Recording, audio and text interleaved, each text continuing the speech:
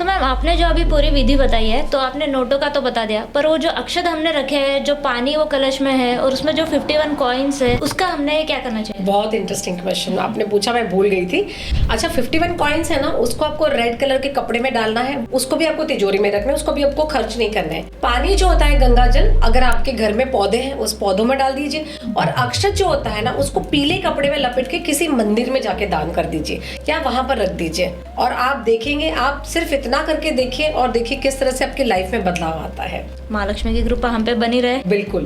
तो मैम बहुत सुनने में आता है कि दिवाली के दिन बहुत ज्यादा काला जादू का प्रयोग किया जाता है, तो ऐसा क्यों? देखो श्रद्धा, तो आप क्वेश्चन आप पूछ रहे हैं ना, वो बहुत सारे क्वेश्चंस हमारे ऑडियंस के दिमाग में भी चल रहे होंगे, क्योंकि कई बार ये लोग सुनते हैं, देखते भी हैं कि जब हम दिवाली के दिन कहीं बाहर जाते भी होते हैं ना, तो आप देखना, जो जैसे हम लोग होते चार रास्ता बोलते हैं, जैसे कॉर्नर्स बोलते हैं, वहां पर बहुत कुछ पड़ा रहता है, नारियल फुटा हुआ रहता है, कुछ कभी किसी ने अंडा तोड़ा रहता है। तो सबसे ज्यादा पावरफुल जो दिन होता है वो होता है काला जादू करने के लिए अमावस्या का। और क्योंकि दिवाली की अमावस्या बहुत ज्यादा गहरी मानी गई है, उस दिन सूर्य और चंद्र जो होते हैं बिल्कुल निम्न स्तर में होते हैं, क्योंकि एस्ट्रोलॉजी में एक जैसे हम लोग बोलते हैं कि एस्ट्रोलॉजी का इससे ऐसा संबंध है कि कभी भी कोई ऐसा अंधकार वाला जब टाइम होता है जिसमें सूर्य चंद्र दोनों बिल्कुल वीक होते हैं, उस टाइम पे सबसे ज्यादा काला जादू होता है। तो उस दिन तो ये भी कहा जाता है कि जैसे आप लक्ष्मी जी की पूजा करते हो ना, तो तांत्रिक लोग भी अलग प्रकार की लक्ष्मी की पूजा करते हैं और लक्ष्मी जी को बुलाते हैं। वो अलग लक्ष्मी होती है, अलग लक्ष्मी होती है।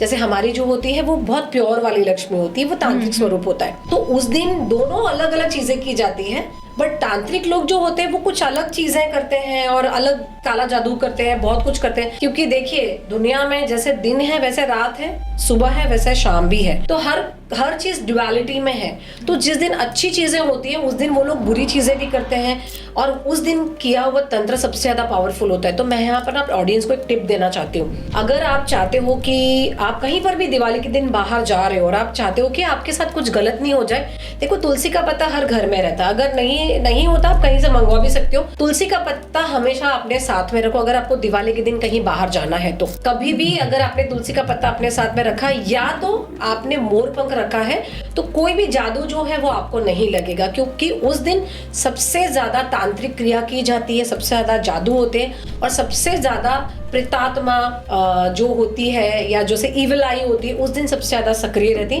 क्योंकि सबसे ज्यादा अंधेरी रात बोलते हैं वो दिवाली की रात बोलते हैं।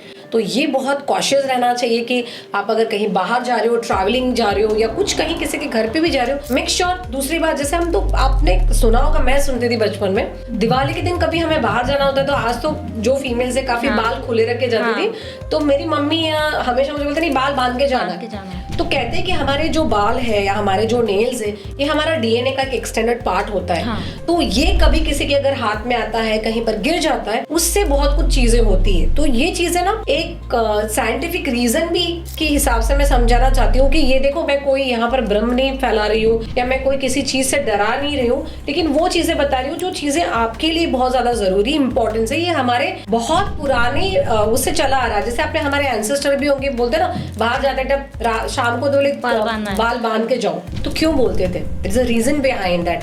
तो उस दिन अगर आपको कहीं बाहर जाना है तो मेक श्योर आप बाल बांध के जाओ, कहीं आपका बाल नहीं गिरना चाहिए, और एक तुलसी का पत्ता साथ में या तो मोर पंख साथ में लेके जाओ, कुछ नहीं होगा।